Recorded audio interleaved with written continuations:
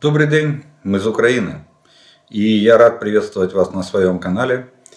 И мы начинаем с вами очередное видео по оперативной обстановке за прошедшие сутки. И сегодня на календаре 15 марта, киевское время, 19 часов. Оперативная обстановка сложилась следующим образом. В течение суток противник нанес 40 авиационных ударов, 12 ракетных ударов и произвел более 100 обстрелов из реактивных систем залпового огня. Один из ракетных ударов нанесен по городу Краматорск. Повреждено трехэтажное жилое здание. Есть погибшие и раненые среди местного населения. Еще один ракетный удар произошел по городу Затока Одесской области. Обломками ракеты повреждено одно из зданий детского учебного заведения «Золотая рыбка». Жертв и утрат среди местного населения нету. Также противник нанес ракетный удар по объекту гражданской инфраструктуры населенного пункта Ивановка Херсонской области. Есть пострадавшие среди местного населения и поврежден как минимум один частный дом. То есть объекты в основном только жилые дома и гражданские объекты, которые не имеют отношения к военным действиям. Вероятность дальнейших ракетных ударов по всей территории Украины остается достаточно высокой. Кстати, надо отметить, вторые сутки Российская Федерация терроризирует нас активностью своей авиации. То взлетают, то садятся, то МиГ-31, то Ту-95, то Ту-160. И мы, к сожалению, вынуждены объявлять воздушную тревогу и просить всех пройти в укрытие и не игнорировать эти сигналы. Основной целью противника за прошедшие сутки по-прежнему оставались попытки выхода на административные границы Донецкой и Луганской областей. С этой целью он сосредоточил усилия на ведении наступательных действий на Лиманском, Бахмутском, Авдеевском, Марьинском и Шахтерском направлениях. Благодаря профессиональным и слаженным действиям наши защитники отразили более 90 атак противника на указанных направлениях. На Волынском, Полесском, Северском и Слобожанском направлениях оперативная обстановка без существенных изменений. Противник сохраняет военное присутствие вблизи государственной границы Украины, однако формирование наступательных группировок не выявлено. В то же время враг продолжает инженерное оборудование местности и приграничных районов Брянской и Курской областей. За прошедшие сутки враг обстрелял районы населенных пунктов на Черниговщине, 9 населенных пунктов на Сумской области, а также 15 населенных пунктов Харьковской области. На Купянском и Лиманском направлениях противник сохраняет свое военное присутствие в приграничных с Украиной районах для недопущения переброски наших подразделений на другие направления. То есть они держат войска, чтобы мы не могли совершить маневр резервами. Также в течение предыдущих суток враг безуспешно пытался прорвать оборону наших войск. Оккупанты совершили артиллерийские обстрелы населенных пунктов вдоль линии боевого соприкосновения в Харьковской, Луганской и Донецкой областях. Подходим к самому горячему оперативному направлению, Бахмутскому. Здесь, на этом направлении, враг не оставляет попыток захватить город. Продолжаются постоянные позиционные бои, как в городе, так и на его окраинах, и вдоль всего выступа, северного и южного выступов. Так это теперь уже называют наши военные. На флангах города Бахмута.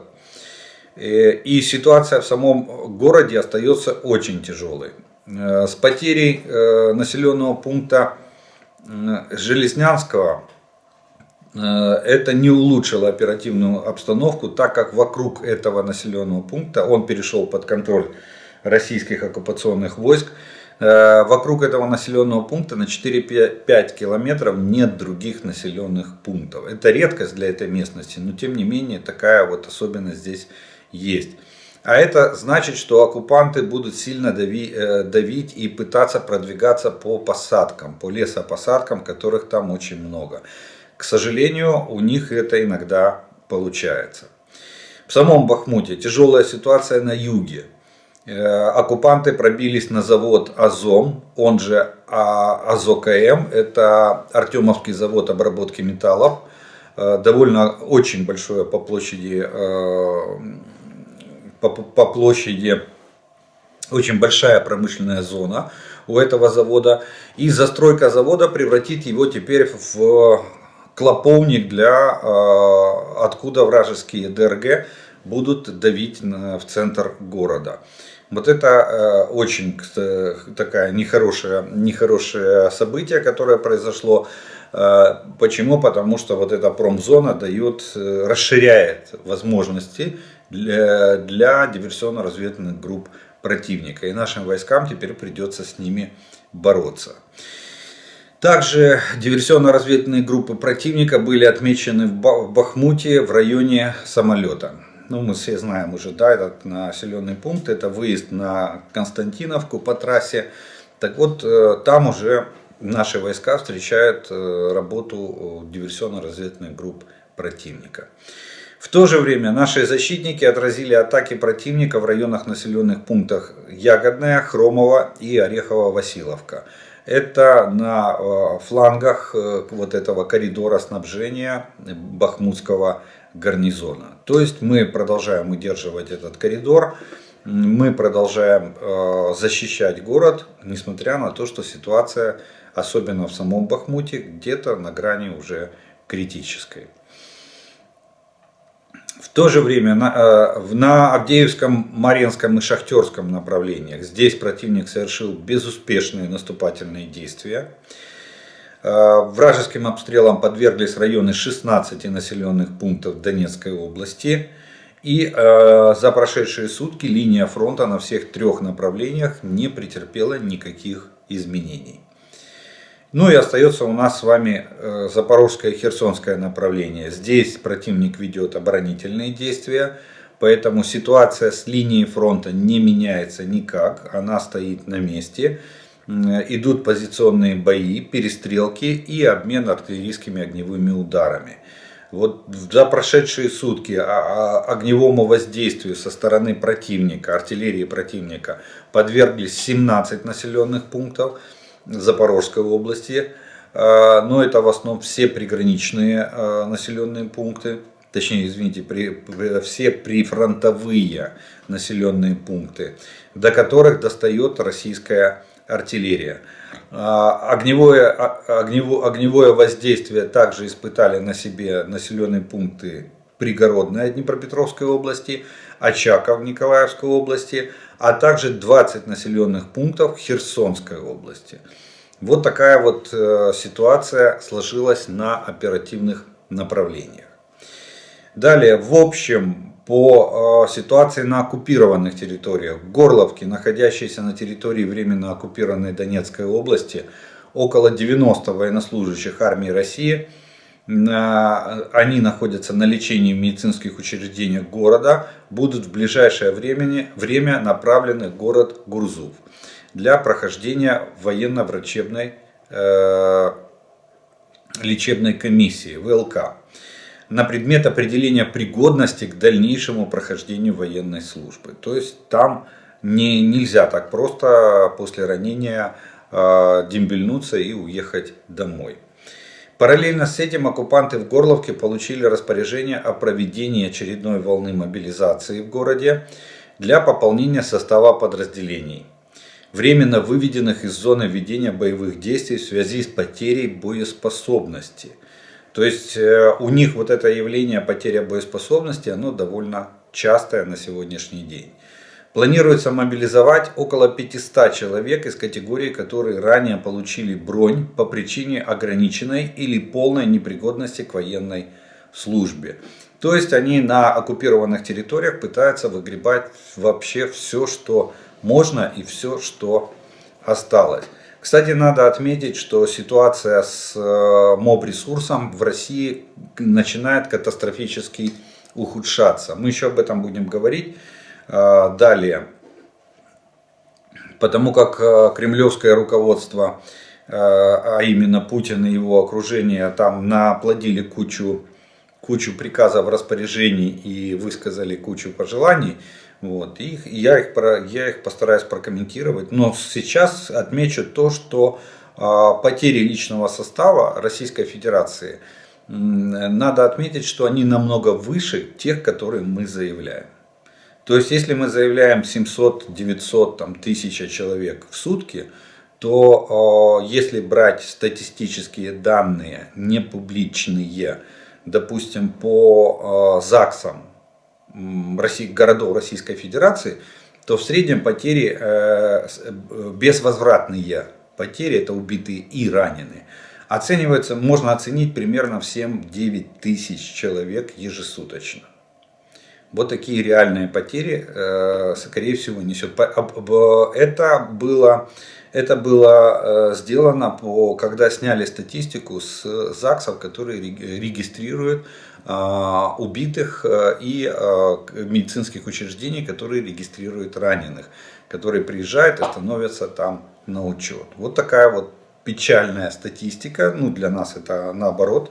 Но тем не менее, это статистика войны. Это статистика людских жизней. Авиация сил обороны Украины в сутки нанесла 9 ударов по районам сосредоточения оккупантов, 3 удара по местам развертывания зенитно-ракетных комплексов противника и 3 удара по другим важным объектам оккупантов. Подразделения ракетных войск и артиллерии поразили 3 района сосредоточения личного состава и 3 пункта управления войсками противника вдоль всей линии фронта. Вот такие вот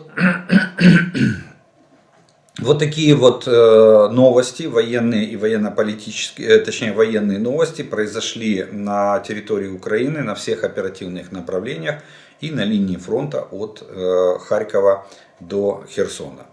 Да, забыл сказать, что ситуация в Черном море выведено там 12 кораблей, из них 4 являются носителями ракет «Калибр», общий залп которых может составить 28 ракет. Но на пока активности они не проявляют. Кстати, как сообщает нам Южное оперативное командование, их пресс-служба, море за нас. В том плане, что сейчас погода в Черном море штормовая, и там не совсем сладко находиться этим кораблям. Кстати, для пусков ракет шторм тоже является помехой. Есть предел допустимости качки корабля, когда можно делать боевые пуски вот таких крылатых ракет. Ну а теперь поговорим немного о военно-политических новостях, которые происходят в Украине и вокруг нашей страны. Самая главная новость: сегодня заседает Рамштайн. Это уже 10-й, извините, Рамштайн, который заседает. И в принципе он не сильно анонсировался, он проходит в рабочем режиме, и он проходит в режиме видеоконференции. Эта встреча проходит онлайн. В основном решаются вопросы на Рамштайне. Это мы рассчитываем получить от союзников средства ПВО, боеприпасы. Также Украина рассчитывает получить еще боевые машины пехоты и танки. То есть то, что нам необходимо. К наиболее необходимым видам вооружений относятся ракеты «Хаймарс» и система «Марс», также снаряды 155 мм, мины, ракеты к системам ПВО, дроны «Камикадзе» и танковые снаряды. Историю не будем рассказывать. Помните все, что первая встреча прошла в апреле 2022 года. Тогда было принято решение выделить $5 миллиардов на помощь Украине. В следующие месяцы страны согласовывали поставки уже вооружения, амуниции и других боеприпасов для самой Украины. То есть следующая встреча, она будет 11-я. В декабре было пропущено заседание, его провели в январе. Вот, и поэтому следующая, казалось бы, юбилейная встреча, она замыкает год, но она, тем не менее, будет 11-я. Наши просьбы и пожелания остаются неизменными. Боеприпасы, артиллерия и тяжелая бронетехника. Танки, боевые машины пехоты, бронетранспортеры. Вот такие вот пожелания. Надеюсь, что все это оправдается. Тем более, что в ходе заседания Ллойд Остин, министр обороны Соединенных Штатов, сделал как бы заявление. Он сказал, что танковая коалиция, это в самом внутри формата Рамштайн, есть еще группа стран, которые взяли на себя обязательство поставлять нам танки типа Леопард-2. Так вот, Ллойд Остин озвучил, что 9 стран уже 9 стран входят в эту коалицию, и они пообещали предоставить Украине более 150 танков типа Леопард. Коалиция стран, пообещавших предоставить Украине танки Леопард, продолжает расти. 9 стран сейчас обязались предоставить более 150 танков Леопард, заявил глава Пентагона Ллойд Остин. Вот так проходит заседание в формате Рамштайн. Ну и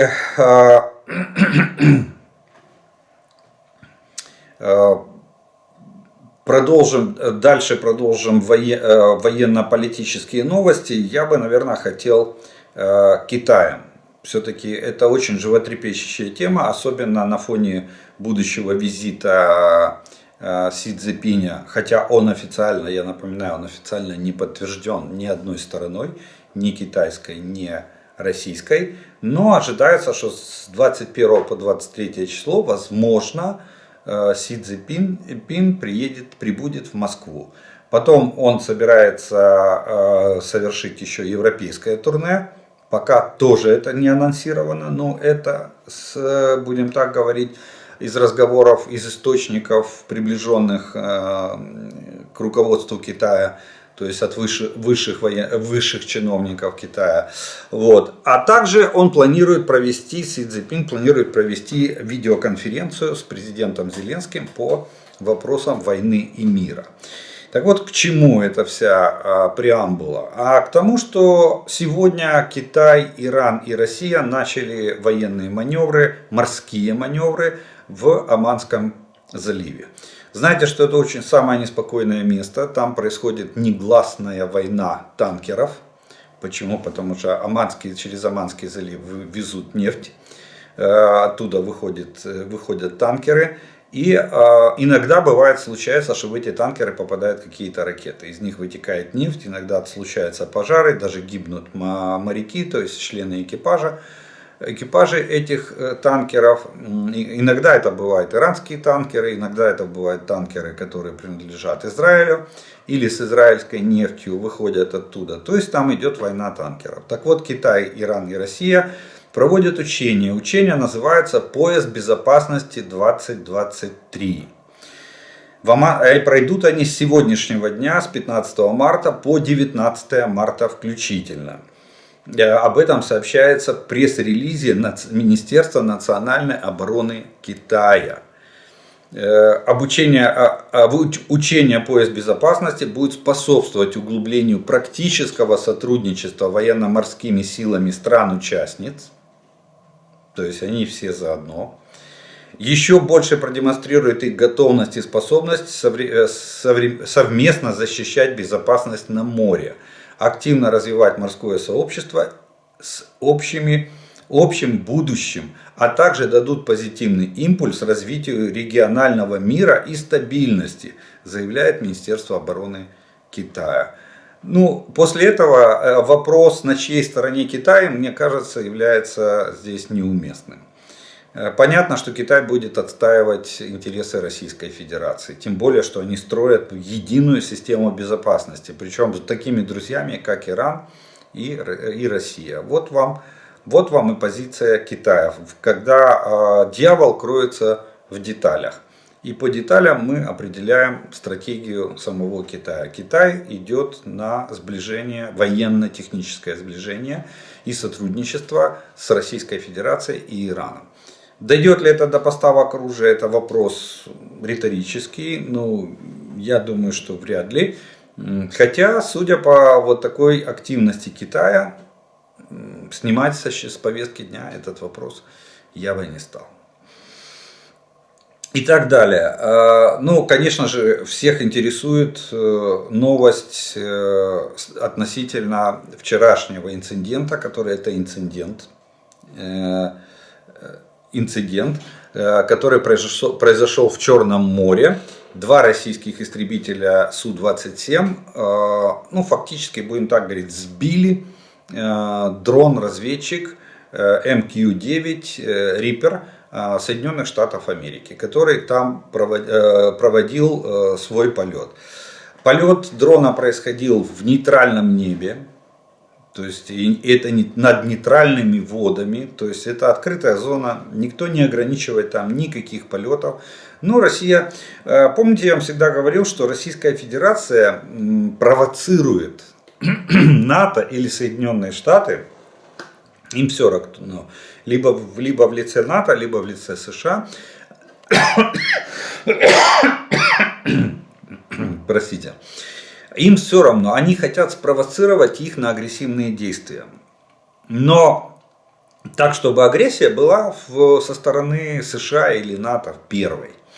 И потом быстро предложить, как миротворцы, предложить на своих условиях переговоры по урегулированию этого инцидента. Ну, заодно и инцидента, как они считают, с Украиной. То есть войной, урегулированием войны России против Украины. Что они сделали? Они двумя истребителями, сначала они пытались спровоцировать воспламенение двигателя этого беспилотника. Они, пролетая перед ним, начинали сбрасывать топливо. И вот в этой, будем говорить, огненной взвесе авиационного керосина, по идее, воздухозаборник беспилотника должен был хватануть этого керосина, и могло произойти воспламенение, потому что проточный воздух охлаждает двигатель. При попадании в двигатель это не сработало, беспилотник продолжал свой полет, и тогда, как говорит реконструкция, электронная реконструкция, один из российских истребителей, поднырнув под беспилотник, зацепил его хвостовым оперением и тем самым повредив ему винт. Естественно, беспилотник потерял тягу, начал падать. И, насколько я понимаю, оператор беспилотника нажал на кнопку самоликвидации. Беспилотник взорвался, обломки упали в Черное море. И получается, вроде бы как избили, а вроде как и никто не стрелял. И Россия это все выдает за несчастный случай. Вот. В принципе, Соединенные Штаты, значит, корабли Черноморского флота даже начали какие-то поисковые работы. Хотя в акватории Черное море имеет особенность, оно в виде котлована. У него форма такая. Там практически мелких мест очень и очень мало. А в остальном глубина достигает 2 километров. Практически во всей акватории Черного моря. Там бесполезно что-то где-то доставать или искать, если оно упало в воду, особенно не на мелководье, не на больших глубинах. Вот. Дальше идет просто яма, которая заполнена водой. Вот что представляет. Но тем не менее, они сымитировали вот этот поиск, спасение якобы. Вот какие они хорошие, понимаете. Естественно, ожидалось, что Соединенные Штаты ответят каким-то военным выпадом. США отреагировали, на мой взгляд, очень правильно. Вот все эти вопли, что там трусы в отношении США, нет, не трусы. Они очень разумно поступили. Они сказали, что непрофессионализм российских пилотов привел к такой трагедии, в результате которой упал наш беспилотник, а ведь мог бы упасть самолет. Вот. И летчик мог тоже разбиться. И Соединенные Штаты не стали делать военный ответ на вот этот и на вот это происшествие, которое спровоцировали российские пилоты. Самолеты вернулись российские на базу, с ними ничего не произошло. Но я думаю, что Соединенные Штаты не оставят это без ответа. Причем ответ Соединенных Штатов может произойти на любом поприще. Начиная от финансового сектора, экономического сектора, а может быть и военного. Может быть где-то в глубинах Мирового океана какая-нибудь подводная лодка типа Белгород, которая там ходит в автономное плавание, и Россия там ей гордится. У нее может сломаться винт, и она ляжет где-нибудь на дно, потерпев какую-то аварию. Все может быть, понимаете. Тут, как говорит, карма настигает довольно быстро и сразу.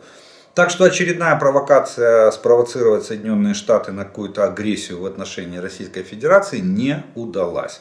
Да, ценой. Я думаю, что американцы не забудут. Стоимость этого беспилотника может достигать 150 миллионов долларов. То есть он стоит примерно на уровне самолета. Так, в среднем, если сравнивать. Плюс он же еще может быть ударным, он кроме разведки может нести. Кстати, система настолько налажена, вот натовская или американская, натовская, потому что он вылетал из Италии, по-моему, и управлялся оттуда же оператором.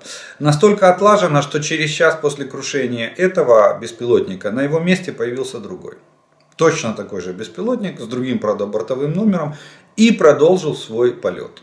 Продолжил нарезать круги над Черным морем. Но Российская Федерация уже ничего не высылала, ни самолетов, ничего. Они ждали реакции на первый вот этот вот выпад со стороны России. Вот такая вот ситуация произошла. Это более подробно я собрал за двое суток практически материал. И вот к таким выводам пришли многие экспертные сообщества и аналитики в результате уже более детальной информации по инциденту. У нас есть и реакция Министерства обороны России, и реакция Пентагона на это все. Вот я вам обобщил и примерно изложил вот такую картину событий. Так что статус-кво восстановлен. Следующий беспилотник несет боевое дежурство. Российская Федерация утерлась, не получив никакого результата. Только получили еще большее осложнение с Соединенными Штатами Америки. Вот тут США, поверьте, на мой взгляд, тут США поступят исключительно по российскому принципу. Не забудем, не простим. Так что где-то вот уже карма крадется к Российской Федерации. Где она появится? А появится она в ближайшее время, на мой взгляд, мы с вами посмотрим и будем это обсуждать. Далее. Эстония, Литва и Польша призвали снизить потолок цен на московскую нефть до $51 за баррель. Об этом сообщает нам Bloomberg. То есть та тенденция, которая была заложена в нефтяное эмбарго на российскую нефть Европейским Союзом, она продолжает свое движение вперед. Говорили, что каждые 2 месяца цена будет пересматриваться. Была цена установлена $60 за баррель. Она просуществовала до сегодняшнего дня. Сегодня поднимается вопрос о пересмотре цены в сторону уменьшения. $51 за баррель. Всех, на мой взгляд, обогнала Индия в плане покупки российской нефти. Индия продолжает покупать российскую нефть, но индусы молодцы, выкрутили руки окончательно Российской Федерации. Они согласились покупать. Во-первых, Индия согласилась войти в коридор $60, не более, за баррель. России ничего не остается. Они даже с доплатой будут продавать теперь свою нефть. Потому что ее надо куда-то девать, чтобы не тампонировать скважины, добывающие эту нефть. Так индусы пошли еще дальше. Они предложили за рупи покупать российскую нефть. То есть они расплачиваются национальной валютой. И у России сейчас огроменная проблема, где обменять рупи на конвертируемую валюту или на рубли. Так что вот так работают санкции я не помню в каком пакете, там было нефтяное эмбарго, по-моему, в одном из последних пакетов, который уже в декабре там согласовывался перед Новым годом. Вот. Ну вот так работает вот это нефтяное эмбарго. А сейчас поднимется вопрос, и я так понимаю, к концу марта будет установлен потолок цены на нефть $51 за бочку нефти. Далее. Дания согласовала фонд помощи Украине. Они создают фонд, и на сумма этого фонда или объем этого фонда будет $1 миллиард США или 7 миллиардов датских крон. Здесь этот фонд будет заниматься вопросами военно-технической помощи Украине. То есть здесь будет все, начиная с закупок вооружения и заканчивая гуманитарной помощью Украине. Я так понимаю, что это стартовый капитал этого фонда, который измеряется вот 7 миллиардами датских крон. То есть для понимания это приблизительно $1 миллиард США. Естественно, датское правительство оставляет его открытым, и все желающие могут поучаствовать, присоединиться к этому фонду, поучаствовать, и фонд сосредоточится на военной, гражданской и коммерческой поддержке Украины в 2023 году. Ну и еще одна вишенка на торте, на пасашок. Я, как всегда, приберег такое довольно объемная новость. Но новость состоит в следующем. Вот это вот то, что касается контрактников и численности вооруженных сил Российской Федерации. Заявлялось, помните, да, полгода назад Путин начал пугать весь мир, что армию надо увеличивать до 1,5 миллиона человек. И даже подписал указ в конце лета прошлого года о том, что армию увеличивают на 140 тысяч. Сейчас они решили увеличить армию, ну как и обещали, до 1,5 миллиона человек, и отдано распоряжение за 8 месяцев до конца текущего года набрать 400 тысяч контрактников с нуля. Тут, в принципе, все новости хорошие, все положительные. Надо отметить следующее. Первое, то, что такой резкий набор такого огромного количества контрактников говорит о том, что армия переходит в разряд мобилизованной. То есть контрактников в российской армии практически не осталось. Там с ними большая проблема. Срочников они призывают, но они не спасают ситуацию. Тем более, что срочников Путин все-таки боится отправлять в Украину для участия в боевых действиях. Да, их заставляют через полгода службы подписать контракт. И те, кто соглашается подписать контракт, сразу же оказываются в Украине на линии фронта. Еще одно подтверждение от моих слов, что с личным составом в вооруженных силах России катастрофа, служит изменение сроков службы, и, точнее, возрастного ценза и сроков службы. Теперь будут призывать с 21 года до 30 лет. Это будет призывной возраст. Ранее он был до 27 лет. Но первые 3 года, то есть 23, 24, 25 год, будет призыв останется, нижняя граница призыва останется с 18 лет.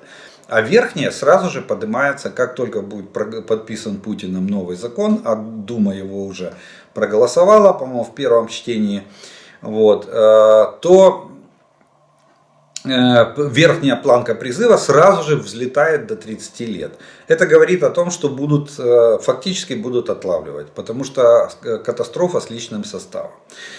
И в отношении контрактников вот хочу напомнить статистику, факт, исторический уже факт, потому что он уже состоялся в этой жизни, поэтому это уже история. Историю реформирования вооруженных сил Российской Федерации. Контрактников, кстати, будут набирать с 1 апреля, то есть за 9 даже месяцев они хотят 400 тысяч контрактников.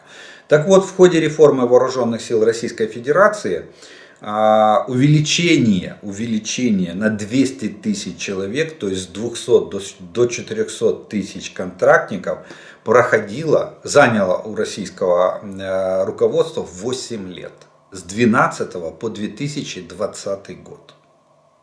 Представляете, да? Они хотят за 9 месяцев набрать 400 тысяч. Они 200 тысяч набирали 12 лет. Хотя и в принципе, если брать реформу, которая началась в 2008 году с переходом на контрактную армию, то эти 200 тысяч надо растянуть еще на больше, еще добавить 4 года их формирования. То есть, ну, это, во-первых, набрать такое количество на сегодняшний день, я так понимаю, нереально. Очень популярность службы в армии резко падает в Российской Федерации. Резко, в связи с войной. Потому что количество убитых растет, раненых растет. Инвалиды этой войны приезжают в города и уже начинают создавать общественное мнение. Люди на них смотрят и задают вопрос: откуда ты? Где тебя так? А те рассказывают: в Украине. Я воевал в Украине. Специальная военная операция. Так там же специальная военная операция. А нет, там война. Причем очень кровавая, очень жестокая. Поэтому сегодня с мобилизованными проблема. Добровольцы уже практически закончились, которые хотели пойти на войну с треклятым Западом, который они никогда в глаза не видели. Они все закончились в первой волне. Кстати, выяснилось, как сейчас выясняется, очень многие подразделения российской армии, которые вторгались в феврале 2022 года, были частично бумажными. То есть по бумагам числилось 90% личного состава, а в строю стояло 70% или 60%. То есть нехватка, я не знаю, как они приписывали, может за счет тех мертвых душ, которые остались в пункте постоянной дислокации. Но они приписывали, что входит рота 90 человек, а реально входило 70 человек. А 20 человек сидели там в ППД, в пункте постоянной дислокации и несли там, обеспечивали жизнедеятельность части. Вот. Плюс главный вопрос: хорошо, контрактники, даже если, допустим, они на 400 тысяч отловят, при населении в 140 миллионов, может быть, и отловят. Желающих найдут. Это же контрактники, это же не мобилизованные, это же не то, что там прибежали, повестку вручили и все, руки закрутили и в военкомат. Нет, это человек на контракт должен прийти добровольно в пункт комплектования и подписать контракт с вооруженными силами Российской Федерации. Вот. Даже если они их наберут, кто их будет учить? Сегодня потери офицерского состава вооруженных сил Российской Федерации составляет 1700 офицеров. Кто в учебных подразделениях будет обучать этих контрактников?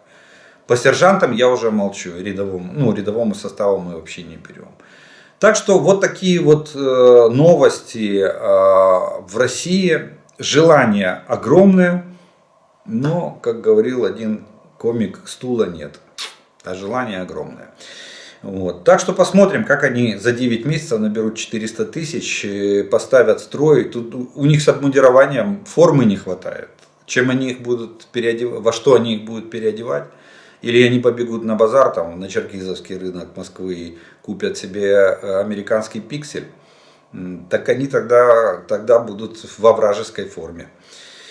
Вот такая вот ситуация, вот такие вот военные, военно-политические новости произошли за прошедшие сутки в Украине и вокруг нашей страны. Ну что ж, на этом первую часть нашего с вами видео мы заканчиваем. Я по традиции делаю паузу. У вас есть время, кто еще не подписан на мой канал, подписаться, поставить лайк этому видео, для того, чтобы его могли увидеть как можно большее количество людей. Ну и через некоторое время мы с вами продолжим.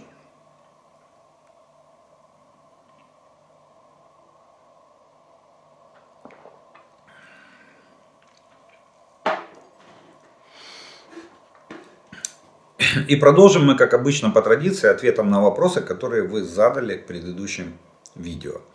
И первый вопрос сьогоднішнього дня будет следующий. Підкажіть, будь ласка, на якій відстані від лінії фронту літають орківські бойові літаки, які обстрілюють наші позиції? Я дивився характеристики САМ-Т та Петріот, то в них радіус ураження літаків до 100 км. Я так розумію, що якщо ми такі літаки, такі комплекси розмістимо навіть за 20 км від лінії фронту, то росіяшки вже практично не зможуть залітати на тимчасово окуповані землі України, так як дані протиповітряної системи зможуть встигати перехоплювати їх і ефективно знищувати. Дякую за информацию. Слава незалежному народу Украины. Ну, вы правы. В принципе, да. Единственная здесь проблема – это опасность размещения в 20 километрах от линии фронта, опасность размещения таких систем ПВО, как Patriot и SAMP-T. Действительно, дальность поражения самолетов у них составляет порядка 100, ну, даже можно постараться, как объясняли специалисты, при правильной расстановке радиолокационной станции и пусковой, то можно даже добиться 120 километров дальности поражения самолетов. Вопрос в том, что в 20 километрах от фронта, от линии фронта, они будут в зоне поражения российской артиллерии. А их делает, они же активные, они же будут, радиолокационные станции будут работать. Вот. И поэтому очень такой вопрос сложный в плане того, что примет ли решение Генеральный штаб размещать такие системы на таком близком расстоянии от линии фронта. Вот. Или все-таки эти системы будут закрывать более какие-то объекты стратегической инфраструктуры в глубине страны. Или, например, защищать города, такие как Харьков, да, который страдает.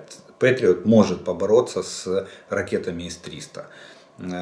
Там, в Харькове, в Днепре, в том же Херсоне там, где в Запорожье, вот в таких городах, может быть. А может быть, я не как бы тяжело прогнозировать, как примет решение Генеральный штаб, но может быть, да, может быть, частично закроют хотя бы километров на 50, закроют небо над российскими оккупационными войсками для того, чтобы их авиация не могла наносить огневые удары по нашим войскам. Доброго дня! Випадково дізнався, що існує така зброя, як гаубиця RCH-155. Її дальність враження до 50 кілометрів. Що це за зброя, хто виробник і чи можливе постачання її для наших ЗСУ? Не то, что можливо. На сегодняшний день Украина заказала 18 гаубиц. Единственное, что они могут быть поставлены производителем до 2025 года. То есть производитель взял на их поставку 30 месяцев. Что такое RCH-155? Это колесная гаубица, это, будем так говорить, полная. Это практически аналог шведской гаубицы Archer. То есть это колесная гаубица, которая на бронированной базе. Кстати, база у нее колесная взята от бронетранспортера Boxster. А выпускает ее вся та же компания, немецкая компания, по-моему, если я не ошибаюсь, Rheinmetall. Сейчас я вам точно скажу. Нет, вот видите, не угадал. А Клаус Мафей Вегман. Вот такая немецкая компания выпускает эти гаубицы. И это новая разработка. Гаубица полностью автоматическая. Башня этой гаубицы необитаемая. Она имеет боекомплект 30 выстрелов.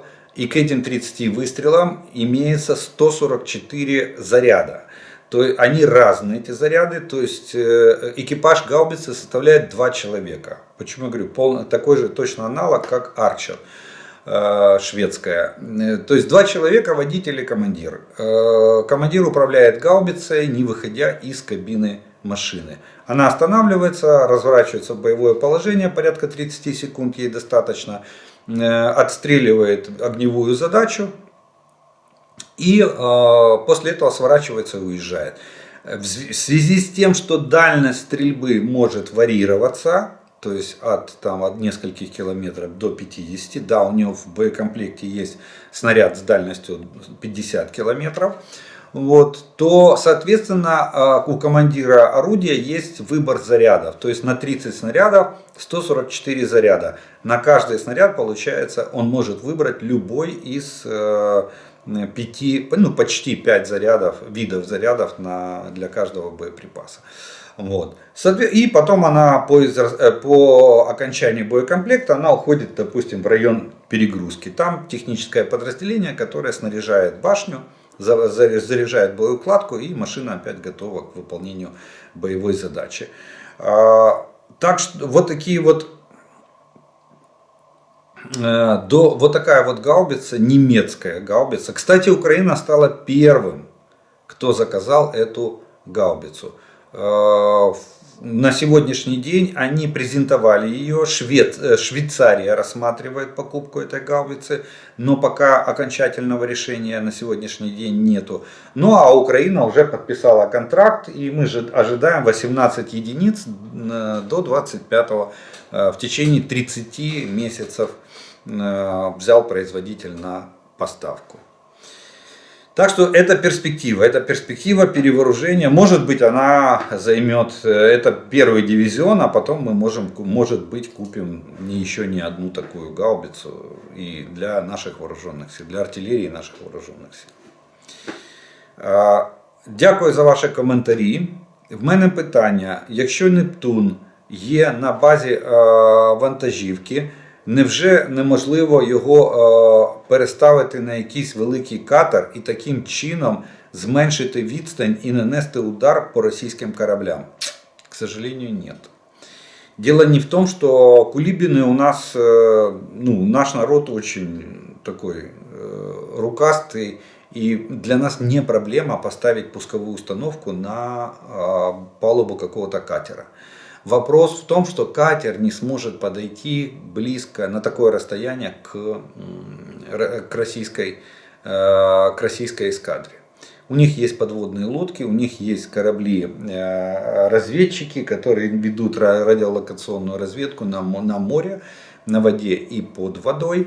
Вот. Есть авиация морская, которая тоже обеспечивает разведданными эти корабли и прикрывает их. Поэтому это для катера это будет билет в один конец, и не факт, что он еще успеет отстрелять залп по эскадре Черноморского флота. Поэтому, чтобы не рисковать нашим единственным дивизионом комплекса «Нептун», а он у нас в одном экземпляре, не одна пусковая, а один дивизион, один комплект. Поэтому никто ничего не переставляет. Мы оберегаем нашу зону морскую, экономическую. Это 200 километров, там 200 морских миль, это немножко больше, чем 200 километров в море. Но тем не менее мы себя обезопасили в плане высадки морского десанта российским Черноморским флотом. Вот. Но сегодня ставить пусковую на катер и отправлять его в небытие, в никуда никто не будет, поверьте. Дякую вам дуже. Потрібна відповідь на запитання. Ваша експертна думка, якщо всі так переживають про Україну, допомагають, чому реально немає мови про створення військового союзу, як говорили спочатку, чи вступ до НАТО, щоб Україна не стала буфером між божевільними та цивілізацією. Дуже хвилює це питання. Перепрошую за механичный переклад. Смотрите, дело в том, что вот Великобритания, Борис Джонсон очень сильно продвигал идею Балтийско-Черноморского союза или Люблинского треугольника. Помните, была целая серия заседаний. И я тогда говорил и повторяю, и остаюсь при своем мнении, что вот это наша система коллективной безопасности. Только новый военно-политический союз стран, заинтересованных в безопасности от Российской Федерации. И, кстати, на мой взгляд, он все равно родится рано или поздно. И в него будут входить Украина и страны Восточной Европы. Западная Европа не пойдет в этот союз. Не пойдет. Вот. Они будут прикрываться зонтиком НАТО. Но есть одна особенность. Для того, чтобы говорить о создании военно-политических союзов, для того, чтобы подписывать с нашими соседями союзные договора, необходимо закончить эту войну. Надо убрать территориальную претензию. Тогда у нас будет окно возможностей заключить военно-политический союз с любой страной, которая этого пожелает. Почему? Потому что за союзника надо воевать. Сегодня и этим странам, которые будут вступать, ну, допустим, странам Балтии, Польши, там, если захочет Словакия или Болгария или Румыния, мы, я думаю, всегда открыты будем. И сейчас тоже. Им надо изменить свое законодательство, им надо принять точно такой же закон, как действует в Соединенных Штатах Америки. В США есть союзники вне блока НАТО. Вот, чтобы вы понимали, я напомню цифру, у Соединенных Штатов 17 союзников вне блока НАТО.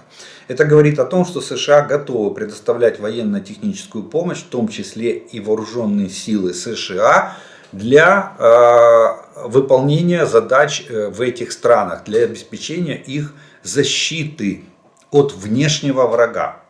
Внешнего, подчеркиваю, это очень важно. Вот эти все не внутреннего, внешнего врага.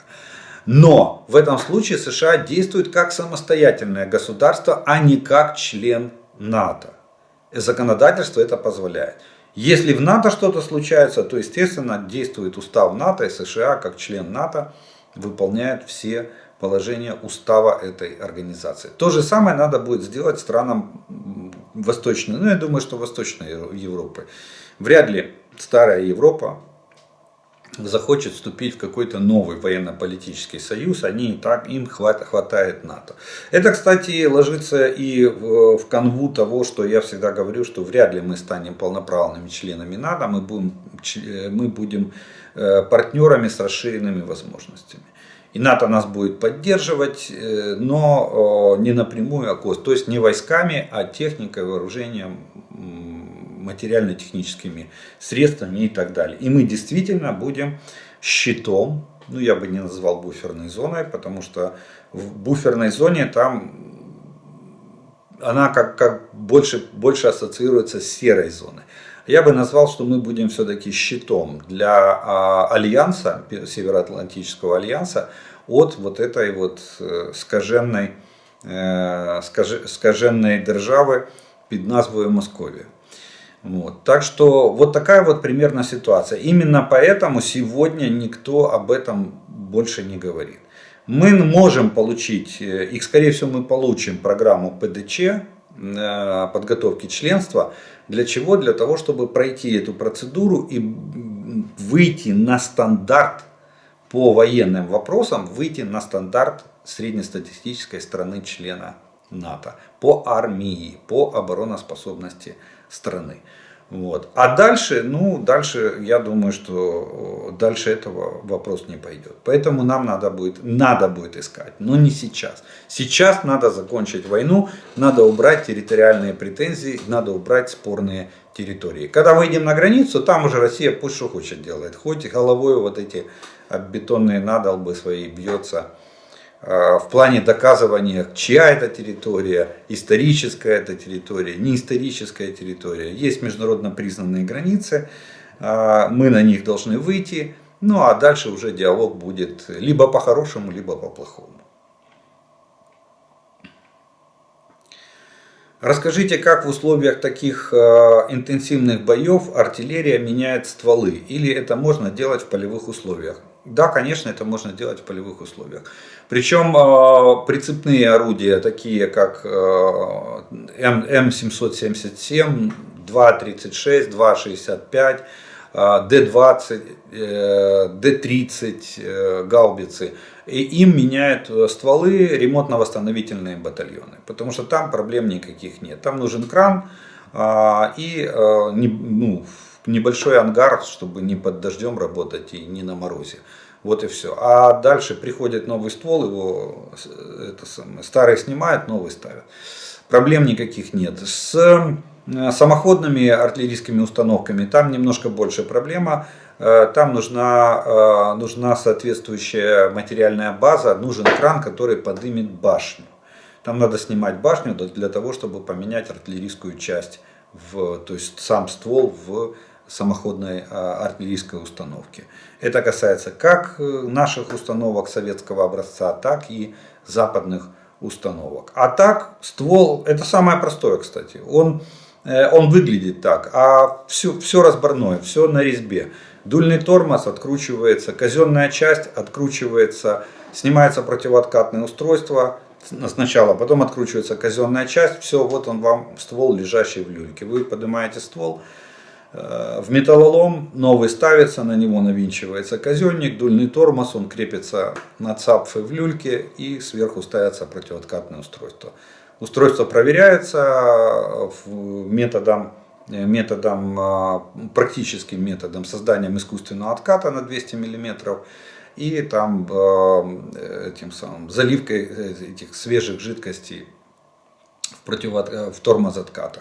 Все, а дальше может быть практический выстрел производится еще для проверки противооткатных устройств. Вот вам и готово либо САУ, либо пушка, разницы абсолютно никакой нет.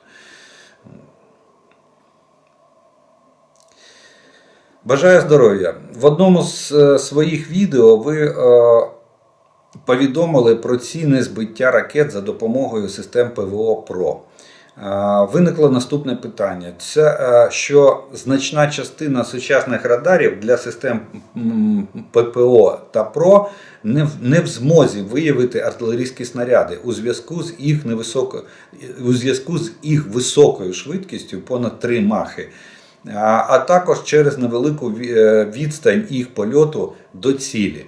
Отже, якщо існують контрбатарейні радари, які виявляють координати точки запуску снаряда та їх траєкторію, то виходить, що в майбутньому в напрямку боротьби з артилерійськими снарядами будуть використовувати певні системи, для яких збиття, наприклад, залізний купол та його аналоги,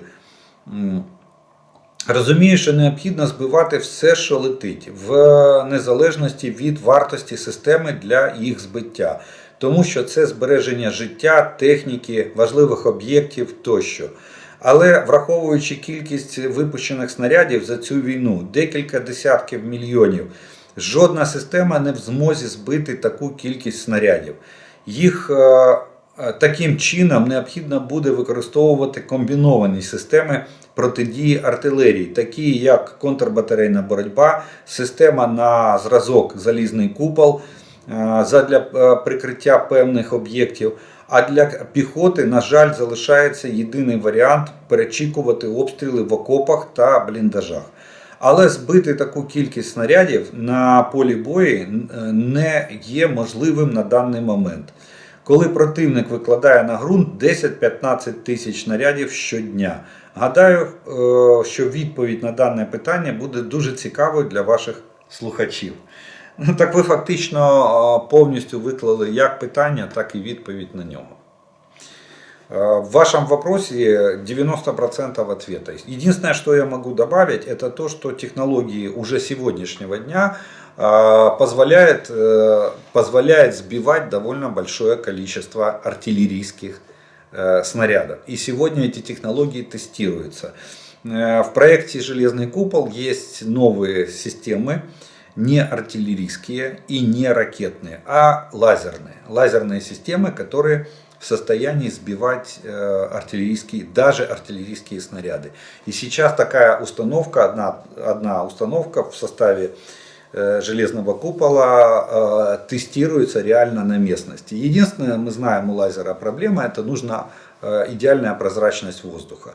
Но тем не менее скорострельность лазерной пушки может быть очень высокая. Реакция этой пушки может быть практически мгновенная. Все зависит от механизмов и зависит от мощности генератора, который готов выдавать лазерный пучок световой для поражения той или иной цели. И вполне возможно, что в технологиях будущего это будет реализовано. И тогда вопрос количества боеприпасов будет нивелироваться за счет технических возможностей, допустим, лазерной установки.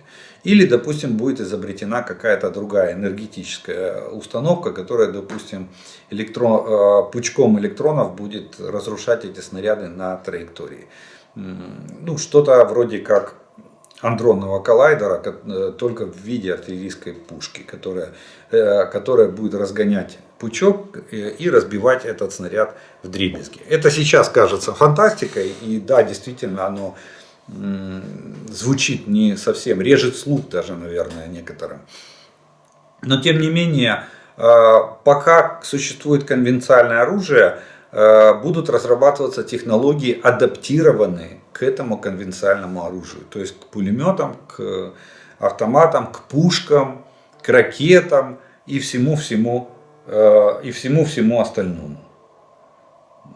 Так что я думаю, что следующий шаг в технологиях по борьбе с воздушными целями противника, а их можно, наверное, уже отнести в эту же категорию, малоразмерными воздушными и высокоскоростными воздушными целями противника, мы можем отнести такие виды энергетического уже оружия, как лазерное или электромагнитное. Здравствуйте. Снова вопрос про видео с дронами. Когда дроны с гранатами летят над их пехотой, видят ли они эти дроны? Или возможно ли вообще увидеть дроны с гранатами? И может ли такой дрон брать в плен, если кто-то выбрал жизнь? Или у него одна задача? Спасибо. Нет, эти дроны видно, их слышно. Начнем с этого. Дело в том, что у дрона, как правило, несколько пропеллеров, может быть 4 и более, там, до 8. Бывают разные модификации, разные грузоподъемные. Его слышно. Вот это жужжание, его слышно в воздухе. Естественно, его видно. А если взять бинокль, то его видно очень хорошо. И, кстати, вот меня немножко даже удивляет, потому что в большинстве своем выкладывают кадры с дронов, когда российские солдаты как-то себя аморфно ведут. Максимум, что они делают, это убегают. Но правда, иногда мы видим на видео, как с автомата оккупант пытается сбить дрон. То есть ведет огонь из автомата по самому дрону. Иногда даже бывает попадает. Снайперские винтовки для этого используют. Пулеметы для этого используют, чтобы сбить дрон. Поэтому оператор дрона все видит, естественно, маневрирует и, естественно, принимает меры для того, чтобы поразить противника. Касается, можно ли с помощью дрона взять в плен? Да, можно. Прецедент такой есть. Когда дрон указывал маршрут, своими движениями указывал маршрут солдатам противника, которые приняли решение, которые выбрали жизнь, правильно вы написали, хочу жить по программе, и сдались нашим войскам. Дрон проводил пленных к месту встречи и их нашими военнослужащими. Кстати, я напомню, что существует в интернете есть методичка. Вот я посмотрю, есть у меня в описании, по-моему, есть у меня в описании ссылка. Аэроразведка наша, вот, к которым относятся эти дроны, они разработали целую методичку, и там четко расписано, какие движения совершает дрон для того, чтобы с ним общаться. Потому что оператор видит солдата, врага, и для того, чтобы получить обратную связь, дрон выполняет определенные маневры в воздухе. И солдат руками там должен показать свои намерения. Если он желает сдаться, то дрон покажет ему, куда двигаться, где его встретят. Вот такая даже разработка. Так что это все работает, это все есть. Ищите, кто хочет остаться в живых, я имею в виду российских оккупантов.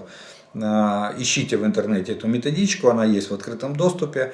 Как общаться с нашим дроном, который приведет вас в плен, и вы останетесь живы и здоровы. По окончании войны будете, или по желанию можете быть сразу обменены на наших военнопленных и вернуться, если там вам удастся вернуться домой.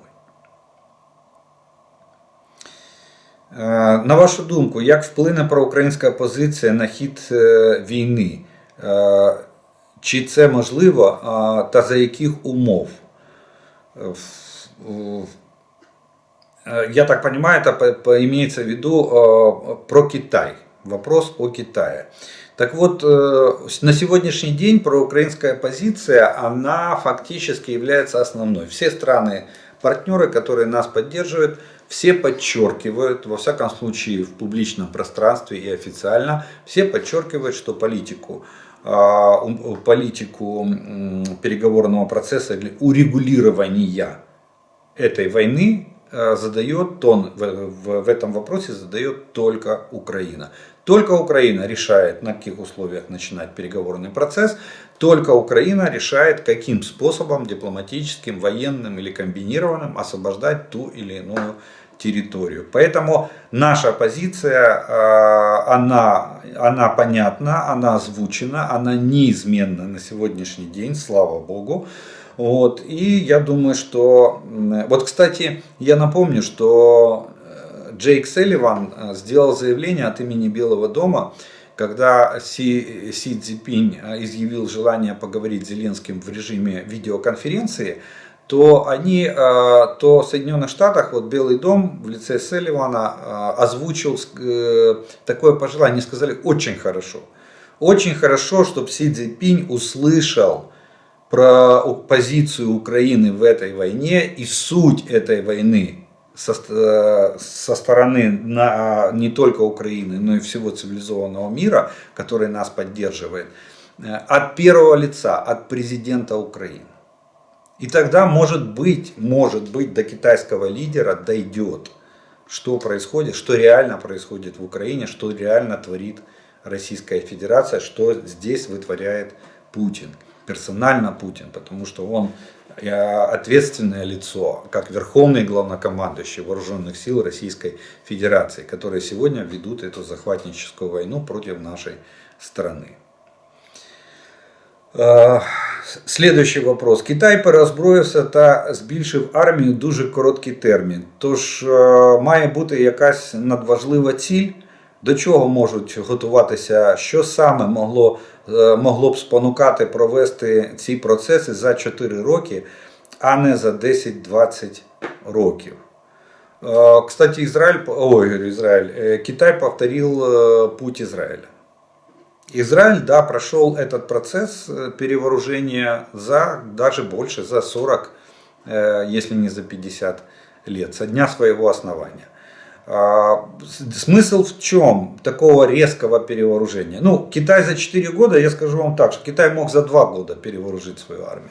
При ежегодном росте экономики на 8-10%, да и, извините, можно перевооружать каждые 4 года можно перевооружать армию. Экономика это позволит при таком росте ВВП страны. Так вот, это делается для того, чтобы полностью исключить зависимость от внешних поставщиков. Вот Израиль начал с чего? С патронного завода. Они построили патронный завод и перестали просить боеприпасы. И когда Израилю говорили фу-фу-фу, перестаньте стрелять на линии фронта, Израиль говорил, не-не-не, ребята, мы сначала решим свои вопросы территориальные и вопросы безопасности, а потом уже мы будем решать, прекращать огонь или нет. То же самое сегодня делает Китай. Смотрите, в Китае все отечественного производства. От пистолетного патрона до самолета в воздухе. И у Китая не надо никого просить. Дайте порох, дайте патроны, посмотрите на нас. Мы сегодня 100% зависим от внешних поставщиков. Наши все запасы военно-технические практически исчерпаны до нуля. И мы вынуждены ждать от Рамштайна до Рамштайна. Для того, чтобы держаться и победить в этой войне. Посмотрите на Израиль. Авиация своя, военно-морские силы свои, сухопутные войска свои, стрелковое оружие свое, что у них не свое? Все свое. И они еще продают вооружение на экспорт, они еще участвуют в совместных программах по созданию вооружения и модернизации. То же самое Китай сегодня. Посмотрите на Китай. Что Китай покупает извне для своей армии? Ничего. Они все уже давно купили. Все, что не купили, они сделали, стырили и скопировали. Ну, стырили, я говорю так, условно. Потому что они очень любят дублировать. Да, делают. Они научились считывать, срезать микросхемы, смотреть их архитектуру и таким образом производить какие-то аналоги, которые работают примерно так же, ну, чуть-чуть хуже. Их это устраивает. Так что Так что вот для этого делаются такие отечественные разработки. Мы тоже будем. Мы сколько, 8 лет искали участок земли под патронный завод. И сегодня мы бегаем. Что у нас в дефиците в самом большом? Боеприпасы. Начиная от стрелкового оружия, заканчивая артиллерией. Боеприпасы нужны. И из-за них мы не можем полномасштабно и так, как нам это надо, вести боевые действия. Поэтому отечественное вооружение это самое главное. И такое перевооружение армии, оно очень способствует развитию. Если у тебя есть партнер, в котором ты уверен и который надежен, тогда, пожалуйста, создавай или покупай совместное вооружение. Но вы видите, что творится в Европе. Швейцария сказала не давать, запрещаем передавать боеприпасы для гепардов, которые производились в Швейцарии. И никто никому ничего уже не передает.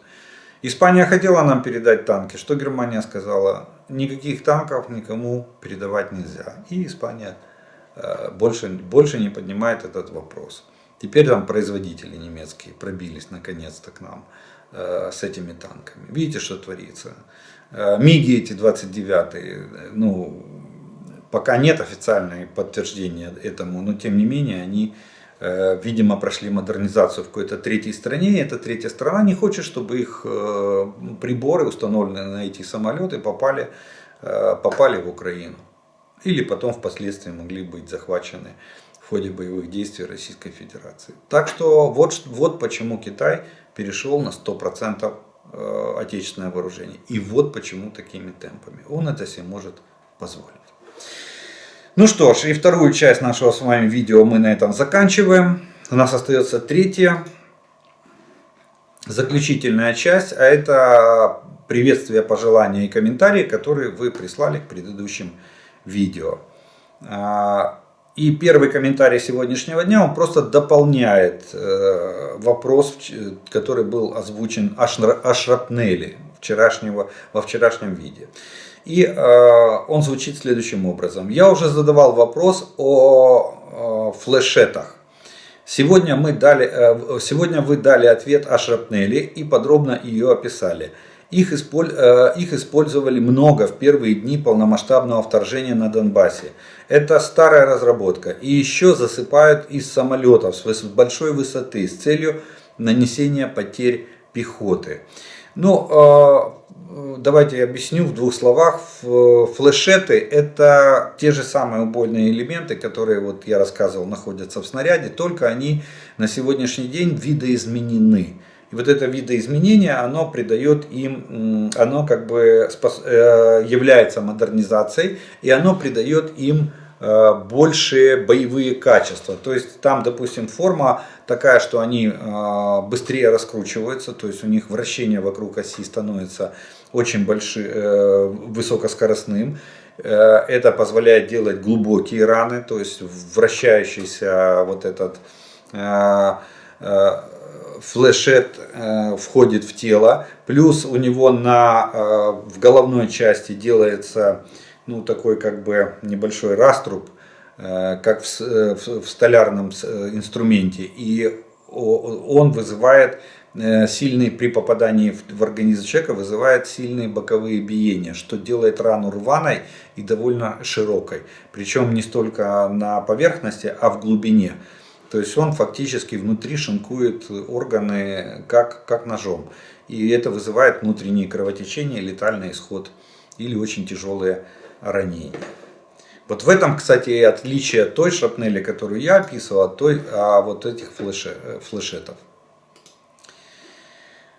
Молимося і дякуємо всім добровольцям, які сьогодні захищають нашу свободу з Днем добровольців. Так, действительно, я забыл, завтра, наверное, обязательно поздравлю, был День добровольцев в Украине, и наша все силы обороны держатся именно на добровольцах. Спросите, пожалуйста, у белорусов, что такое гаюн, что они вкладывают в понятие белорусский гаюн. Если нас слушают и смотрят меня в Белоруссии, то напишите, пожалуйста, в комментариях. Я обязательно озвучу, что вы вкладываете в понятие белорусский гаюн. Как это переводится и как это понимать в смысловом выражении.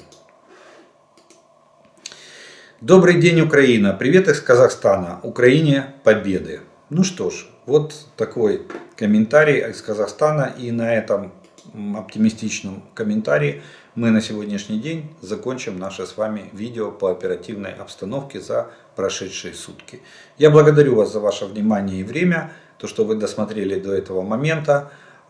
Тем, кто не подписан, я приглашаю подписаться, нажать на колокольчик, чтобы получать уведомления о новых видео на моем канале и смотреть их в оригинале. Также не забудьте поставить лайк этому видео, тогда его смогут увидеть как можно большее количество людей. Ну а также слова благодарности спонсорам и тем, кто поддерживает мой канал. Ну а ми з вами продовжуємо вірити в Збройні Сили України. Перемога за нами. Слава Україні!